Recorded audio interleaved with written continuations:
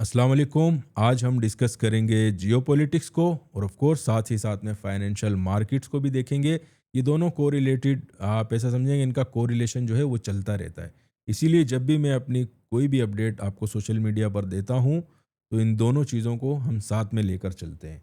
काफ़ी सारे दोस्तों की रिक्वेस्ट थी कि असद भाई, जो करंट सिनेरियो बना हुआ है, वॉर की जो सिचुएशन है हमारे पास ईरान, इसराइल और अमेरिका की, इसके ऊपर थोड़ी रोशनी डाली जाए। तो आज उसी पर हम लोग बात करेंगे, ठीक है? क्योंकि इसका इम्पैक्ट अभी आम इंसान पर आने लगा है।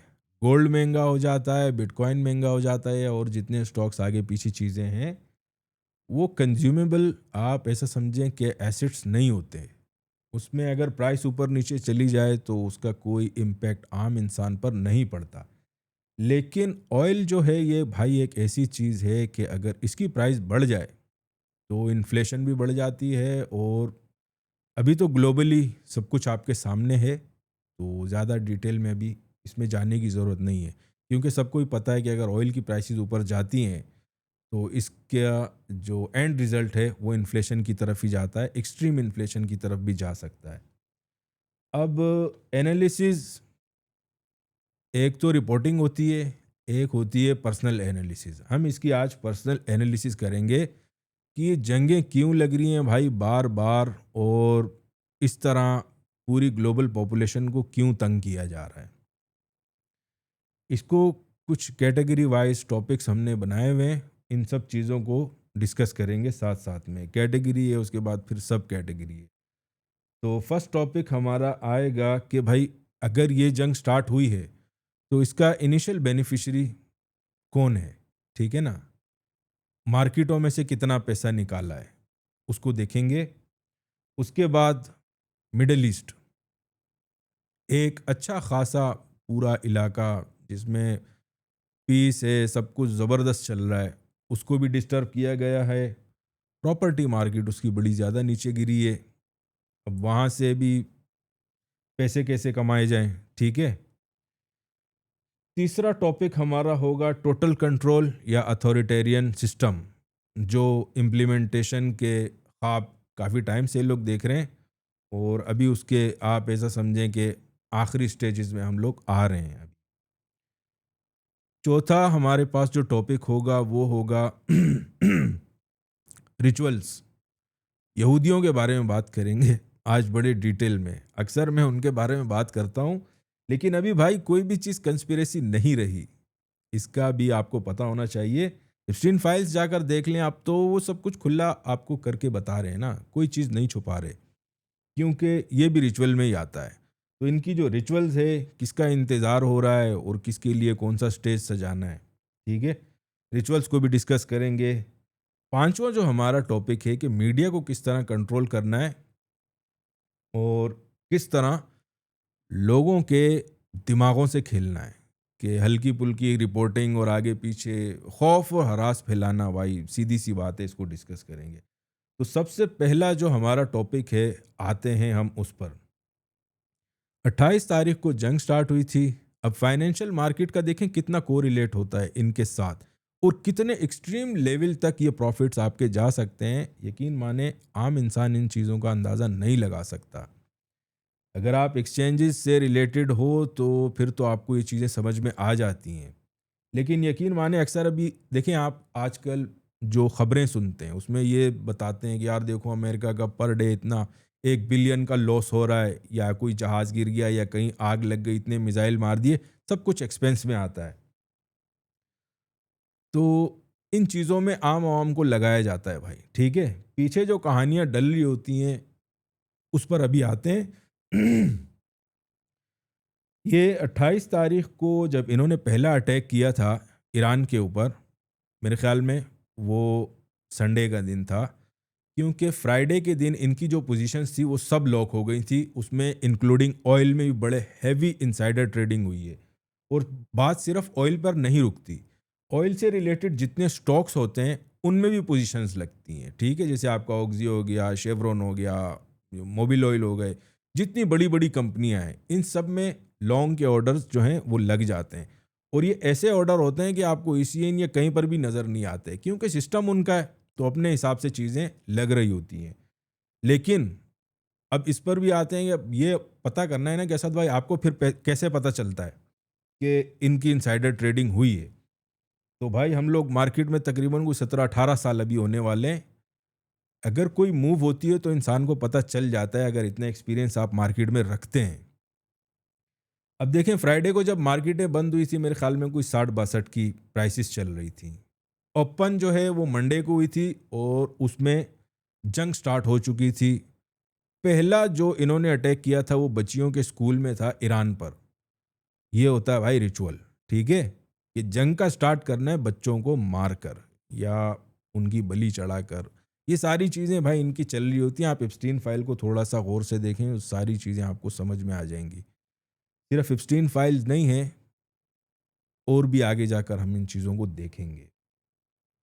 जब गैप अप मार्केट आपकी ओपन हुई थी तो तकरीबन कोई 74-75, और उसके बाद जब ये खबर आई कि आयतुल्ला जो हैं वो मारे जा चुके हैं इस चीज़ में, उसके बाद ऑयल ने जो है तकरीबन $120 का हाई लगाया था।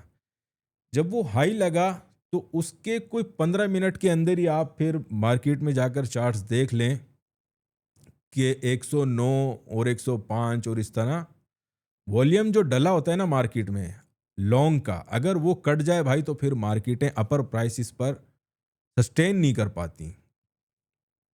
क्योंकि जब लिक्विडिटी होती नहीं है तो किस बेस पर मार्केट आपकी ऊपर रहेगी? लिक्विडिटी ऑफ कोर्स, ये इनसाइडर ट्रेडिंग होती है। अगर आपने लेट सपोज 60 से भी बाय किया है, 118 की आपने टीपी लगा दी, और ये सब कुछ होता है।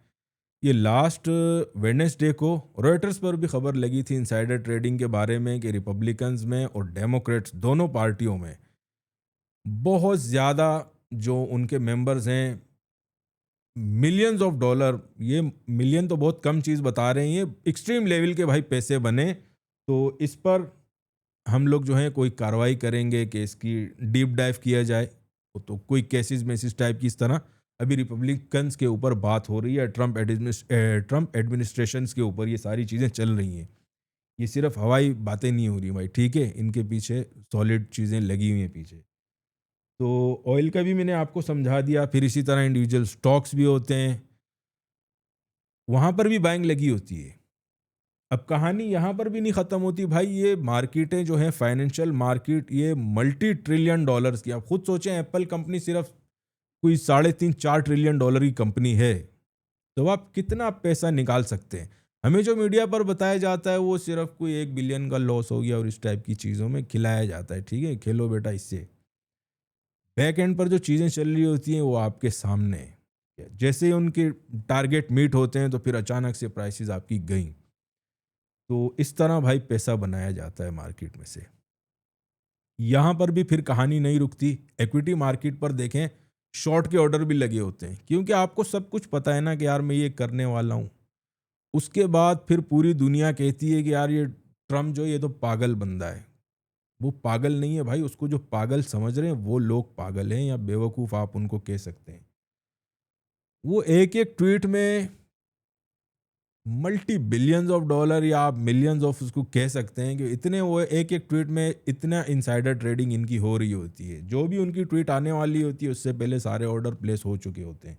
अब जो चीज़ गिरने वाली थी वो उसमें इक्विटी मार्केट थी, और ये आपकी कमोडिटी मार्केट थी, उसमें भी शॉर्ट सेलिंग के ऑर्डर लगे होंगे। मल्टी मिलियन या बिलियंस ऑफ डॉलर इस तरह मार्केट में से कमाए जाते हैं। ये एक तरीका होता है फाइनेंशियल मार्केट का, कि जितना आप जो समझ रहे हैं ना कि यार इतना लॉस हो रहा है अमेरिका का, या इस टाइप की कोई चीज़ चल रही है, नहीं भाई। लॉस आप समझें कि सिर्फ 2-3% होता है, और सारा वॉर में जो है वो प्रॉफिट ही होता है। ये पहले दिन से ही मैं आपको बताता हूँ। अच्छा, इसी टॉपिक की सब कैटेगरी में हमारे पास आ जाता है फिर मिडल ईस्ट, जो वहाँ पर कोलैप्स आ रहा है सबसे ज़्यादा आजकल, वो डिस्टर्ब है जो जोन। वहाँ पर तकरीबन अभी 35 से 40% डेप्रिसिएशन प्रॉपर्टी मार्केट में आ चुकी है। और अब यहाँ से कैसे पैसे कमाएंगे? स्टॉक मार्केट, फाइनेंशियल मार्केट्स का तो समझ में आता है, लेकिन मिडल ईस्ट से कैसे कमाएंगे? मिडल ईस्ट में भाई प्रॉपर्टी में ही कमाएंगे। जिस तरह इन्होंने 2008-9 के रिसेशन आया था उसमें प्रॉपर्टी मार्केट काफ़ी ज़्यादा नीचे चली गई थी। उसके बाद ये अपने बंदे आगे करते हैं। कौन से बंदे हैं वो? हेज फंड मैनेजर्स हो गए, उनके नीचे जो बैंक्स काम कर रहे होते हैं वो हो गए। वो फिर अपने बंदे आगे करते हैं और जितनी सस्ती प्रॉपर्टी है वो उठाकर फिर अचानक से पीस भी आ जाता है और सब कुछ सेट हो जाता है। फिर जब प्राइसेस ऊपर चली जाती हैं तो उन्हें बेचकर भी पैसा बनाया जाता है। तो अभी इनका टारगेट का वेट करना है कि 40% तक तो डेप्रिसिएशन आ चुकी है। टारगेट अभी इनका 70% है या 80% है। इतना ज़्यादा होगा तो फिर मज़ीद वॉर जो है आपकी प्रोलॉन्ग होती जाएगी। और जितने भी तकरीबन हमारे ख़ासकर ममालिक पाकिस्तान, इंडिया हो गया, ये लोग बहुत ज़्यादा मुतासिर हो सकते हैं इससे। अगर ऑयल की सप्लाई रुकती है मज़ीद। तीसरे में हमारे पास जो टॉपिक है वो है टोटल कंट्रोल की तरफ या टोटल अथॉरिटेरियन सिस्टम, जिस पर सन 2000 में से ही काफ़ी ज़्यादा तेज़ी आ चुकी थी। 9/11 का एक आपने सुना होगा। आजकल टकर कार्लसन के नाम से एक बंदा है, वो उसके बारे में उसको क्रैक कर रहा है। उसको अभी पता चला है भाई कि दैट वाज़ इनसाइड जॉब, ठीक है? काफ़ी सारी फाइलें हैं, वो सब कुछ लाके दिखा रहा है कि देखो यार, ये किस तरह अमेरिका ने किया था। उसमें तो हमारे अपने लोग ही मुलविस थे। लेकिन उसके बाद क्या हुआ? इराक पे भी हमला हो गया, सीरिया पे भी हमला हो गया, लीबिया पे भी हो गया। उनके जितने बड़े थे सबको मार दिया, ठीक है? आज जो लोग परेशान होते हैं कि यार आयतुल्ला साहब को मारा गया है, तो ये तो बहुत बड़ी बात हो गई। तो भाई इस तरह ये लोग पहले भी कर चुके हैं, ये कोई नई बात नहीं है। बड़े बड़े ममालिक के प्रेसिडेंट और जो उनको चलाते थे, उन सबको ये मार चुके हैं और उनके जितने भी रिसोर्सेज थे सारे ले चुके हैं। तो यहाँ पर अगर कुछ हो रहा है तो ये ऐसा नहीं है कि बिल्कुल नई चीज़ हो रही है, ये पुरानी चीज़ है। टोटल कंट्रोल में अभी वहाँ से स्टार्ट हुआ था। उसके बाद आप देखें कोरोना का एक सिलसिला आया था भाई, ठीक है? उसमें पूरा दुनिया जो है ना इसको बंद कर दिया था। वो भी it was part of it. और अभी हमारे पास जो गाज़ा का अटैक हुआ था, उसमें इसराइल पर पहला अटैक हुआ था, दैट वाज़ आल्सो स्टेज्ड। उसके बारे में भी कभी आपको बताएँगे। जो टकर कार्लसन जैसे लोग, ये भी इन्हीं के लिए ही काम करते हैं। अब देखें इनके काम करने का तरीका क्या होता है कि मेन स्ट्रीम मीडिया पर भी अपना बंदा बिठाओ और अल्टरनेटिव मीडिया पर भी अपना बंदा बिठा दो। उसमें एक क्या करेगा, वो आपकी तारीफ करेगा और एक आपकी बुराई करेगा अल्टरनेटिव मीडिया पे। तो फिर जो बयानिया बनता है ना, जो भी आम आवाम को जा रहा होता है, वो उनकी लड़ाई देख के खुश होते हैं, ठीक है? यार देखो ये ट्रम्प को बुरा बोल रहा है। जो मेन स्ट्रीम मीडिया वाले हैं वो उसकी अच्छाई कर रहे होते हैं। और कोई यहूदियों को बुरा बोल रहा होता है, कोई अच्छा बोल रहा होता है, लेकिन नैरेटिव अपना ये लोग बेच रहे होते हैं। अब 25 साल बाद जब आपको बताया जा रहा है कि दैट वाज़ इनसाइड जॉब, तो 25 साल में तो पूरी जनरेशन भाई बदल जाती है। और आजकल तो वैसे ही इतने बड़े-बड़े वाक़यात हो रहे हैं, तो 2 बिल्डिंगें अगर गिर गई हैं तो उसको तो आजकल कोई सीरियस ही नहीं लेगा, ठीक है ना? तो इस तरह ये सारी चीज़ें कंट्रोल में करते हैं। अभी टोटल कंट्रोल में कौन-कौन से ममालिक इनके साथ मिले हुए होंगे, उसमें कोई 2-4 चीज़ें मैं आपको बता देता हूँ, आपको खुद समझ में आ जाएगा। कैशलेस सोसाइटी की तरफ जो आपको लेके जा रहे हैं ना, अगर आपके बड़े जो हैं, जो चलाते हैं मुल्कों को, या मीडिया पर आपकी ये बातें छिड़ जाएँ कि यार सोसाइटी में कैश नहीं होना चाहिए, सिर्फ़ ऑनलाइन ट्रांज़ैक्शन होना चाहिए, ताकि हर बंदे की ट्रैकिंग बड़ी आसान हो जाए, ठीक है? पता नहीं इनको लोगों को ट्रैक क्यों करना है?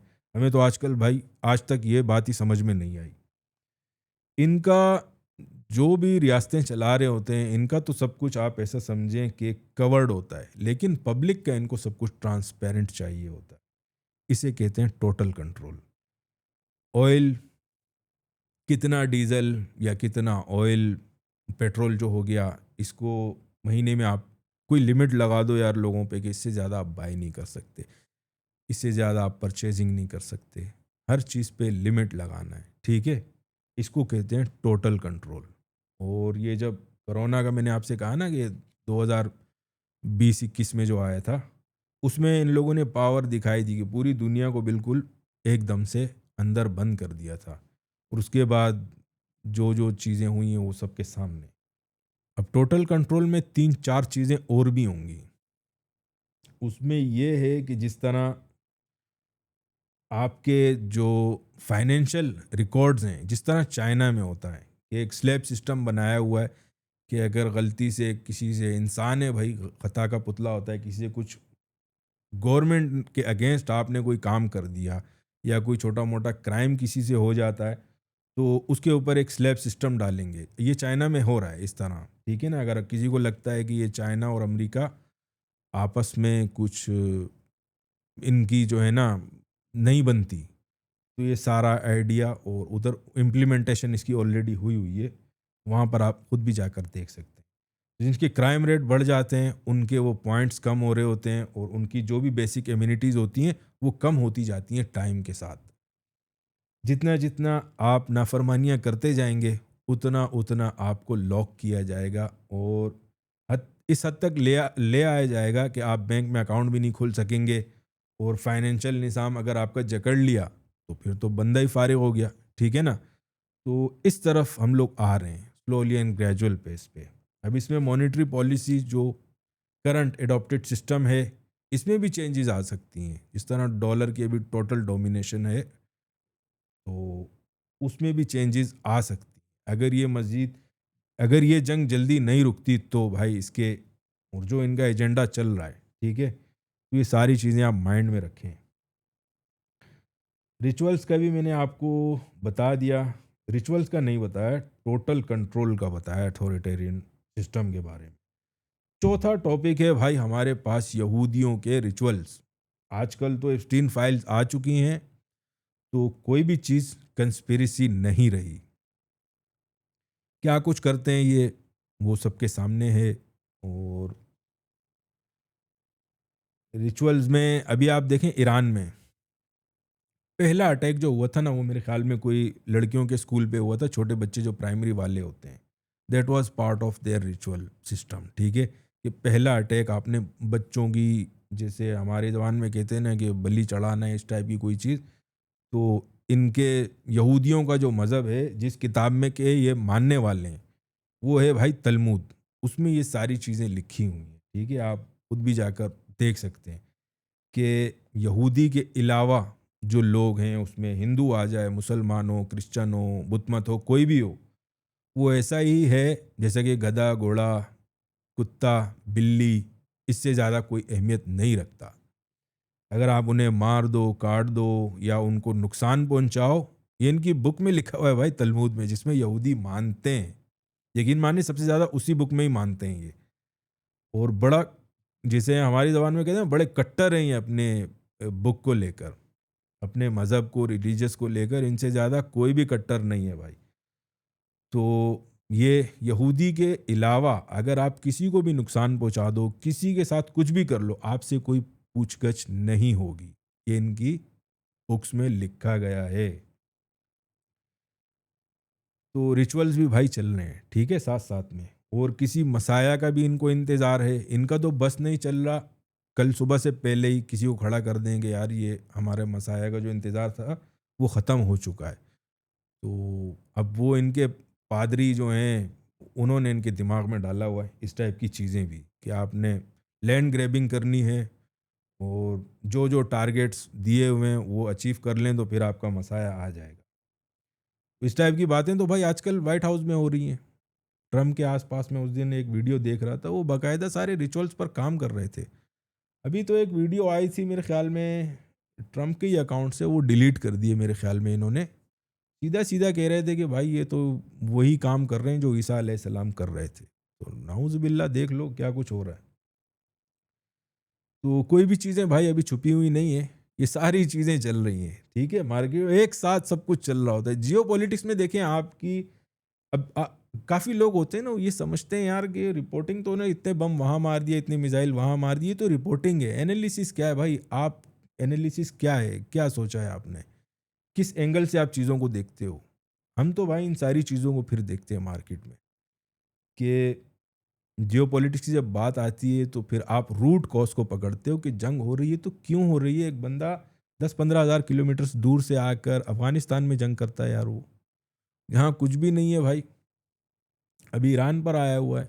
उसके पास अपना इतना वेनेजुएला में ऑयल है, आप ईरान में क्या करने आए हो जंग के लिए, ठीक है। तो ये सारी चीज़ें अभी फिर बंदा इंसान सोचता है कि ये क्यों हो रहा है? रूट कॉज़ पर जब आप पहुँचते हैं तो फिर आपको ये सारा गंद, कचरा, इनके रिचुअल्स और आगे पीछे सब बकवास चीज़ें आपको मिलती हैं। इतने घटिया लोग हैं ये, यकीन माने कि बात करने में भी जो है ना इंसान बोलता है कि यार मैं पता नहीं क्या बोल रहा हूँ, और आजकल तो सब कुछ दिख रही हैं ये चीज़ें। अच्छा, 5वां जो टॉपिक है वो भी आप समझें, अगर ऊपर के सारे टॉपिक मिला दें तो ये उनका सब टॉपिक बनता है कि किस तरह मीडिया मैनिपुलेशन की जाती है। आम आवाम का दिमाग ख़राब करने के लिए आपने डिस्कशन को प्रोलॉन्ग करने के लिए पॉजिटिव और नेगेटिव दोनों रखने होते हैं। तो मेन स्ट्रीम मीडिया आपको पॉजिटिव बातें बता रहा होता है, लेकिन वो भी आप ऐसा समझें कि आपके सबकॉन्शियस ब्रेन के साथ खेल रहा होता है। और जो अल्टरनेटिव मीडिया में लोग बैठे हुए हैं, जैसे आजकल सबसे बड़ा नाम एलेक्स जोन्स का है, और पता नहीं कितने लोग हैं आजकल, तो ये एंड्रयू टेट टाइप के लोग आए हुए हैं, टकर कार्लसन अभी रिसेंटली आए हुए हैं, इस तरह के बड़े सारे लोग हैं भाई इनके पास, ठीक है।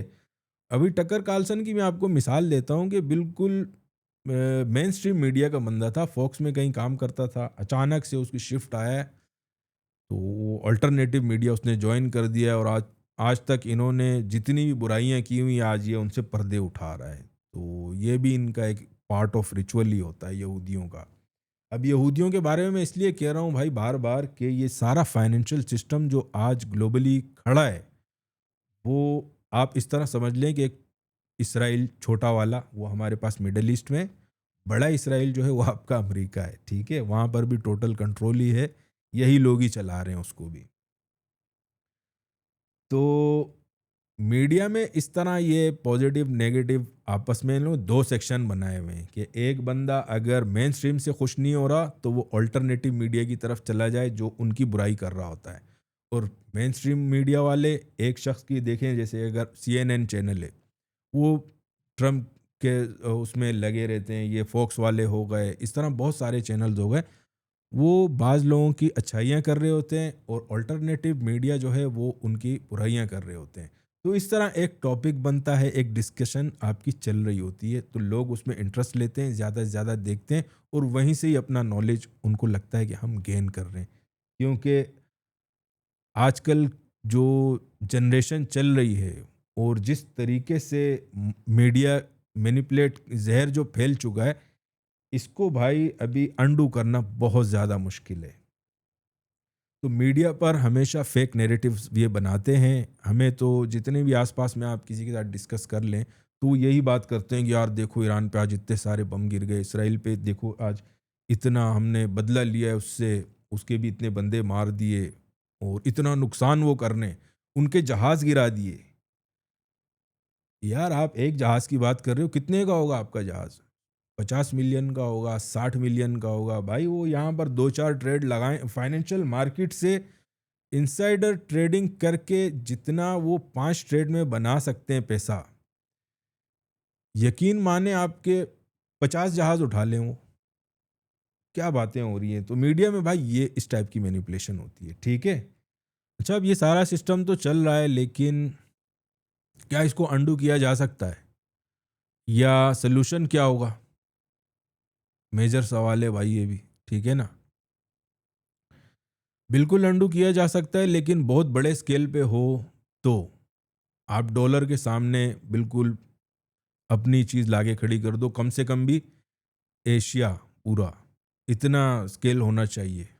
एशिया में अभी देखो 2-4 बड़ी पावर्स हैं, अगर वो बैठकर एक फाइनेंशियल सिस्टम खड़ा करते हैं, डॉलर के सामने कोई चीज़ लाके खड़ी कर देते हैं कि भाई हम इसमें डील नहीं करेंगे, इसमें करेंगे आज से। तो फिर तो काफ़ी हद तक मसाइल जो हैं वो हल हो सकते हैं। अब आप देखें ना, इनके जो जर्नलिस्ट बैठे होते हैं, बड़ी-बड़ी बातें कर रहे होते हैं कि वी हैव इनफाइनाइट रिसोर्सेज़। ये डायलॉग आपने बहुत बार इनकी फ़िल्मों में भी देखा होगा। इनके जो जर्नलिस्ट हैं जब ये बोलते हैं ना, बड़ी-बड़ी फेंक रहे होते हैं, तो उसमें ये यही बात करते हैं कि वी हैव इनफाइनाइट रिसोर्सेज़। तो ये इनफाइनाइट रिसोर्सेज़ आते हैं भाई इनफाइनाइट मनी सिस्टम से, फाइनेंशियल सिस्टम। इतना स्ट्रॉन्ग है, इम्प्लीमेंटेड है ग्लोबली, कि अभी उसको अगर ये खुद ना चाहें या आधी दुनिया इनके सामने नहीं खड़ी होती तो भाई अंडू नहीं कर सकते आप, ठीक है? अगर एशिया में कुछ इस तरह का सिस्टम बनता है, बार्टर सिस्टम पे आते हैं हम लोग या बिल्कुल सामने इनके फाइनेंशियल सिस्टम खड़ा कर देते हैं कि भाई आपका डॉलर है तो हमारे पास ये चीज़ है, उसके अगेंस्ट में, तो तब तो इनकी हेजमनी कम हो सकती है। वरना तो भाई बड़ा मुश्किल हो जाएगा, क्योंकि आप खुद सोचें कि एक कागज़ के टुकड़े पर आपसे वो ऑयल भी ख़रीद लेते हैं, गोल्ड भी ख़रीद लेते हैं, जो मन में आए जितनी भी रिसोर्सेज हैं खरीद सकते हैं। जो आप नहीं बेचना चाहते वो आपसे छीन लेते हैं जंग करके। तो इनके यहाँ तो ऐसा ही सिस्टम चलता है। अब देखें, ऐसा भी नहीं है कि सब कुछ इनके काबू में है। बहुत सी ऐसी रियासतें हैं, जैसे एक छोटी सी रियासत का मैं आपको बता देता हूँ, नॉर्थ कोरिया। असल में ये लोग जब भी जंग करते हैं ना, मैं ज्यूस की बात कर रहा हूँ, वो हमेशा इस तरह उनके जंग का स्टाइल होता है कि 2-3 साल के बच्चे की लड़ाई आप 20 साल के जवान से करवा दो। उसके बाद अफ़गानिस्तान जैसे मुल्क के साथ लड़ते हैं, इराक जैसे, जिन बेचारों के पास कुछ भी नहीं होता, वहाँ पर जाकर ये अपनी ज़ोर आज़माई करते हैं। अभी ईरान में भी यही सूरत हाल है। थोड़ी बहुत मेरे ख़्याल में जो आगे मिज़ाइल आगे पीछे जो लग रहे हैं, वो कोई रशिया-मशिया ही हेल्प कर रहा होगा या आगे पीछे के ममालिक, वरना तो कुछ इतना ख़ास है नहीं। लेकिन नॉर्थ कोरिया की अगर बात करें, तो वहाँ कभी भी ऐसा नहीं हो सकता। क्यों? कि उनके पास अपने डिफेंस का सामान पूरा है भाई। तो ऐसे तगड़े बंदे के साथ ये लोग नहीं लड़ते। छोटे-मोटे जो होते हैं जिन उनसे ये उठा लेते हैं चीज़ें। तो ऐसा नहीं है कि भाई सब कुछ इनके काबू में है। तो ये तो थी दोस्तों आज की जियोपॉलिटिक्स। जो भी था एक एनालिसिस वो मैंने आपके साथ शेयर कर दिया। बिल्कुल रूट कॉजेज़ आपको बताइए कि अगर चीज़ें हो रही हैं तो क्यों हो रही हैं भाई।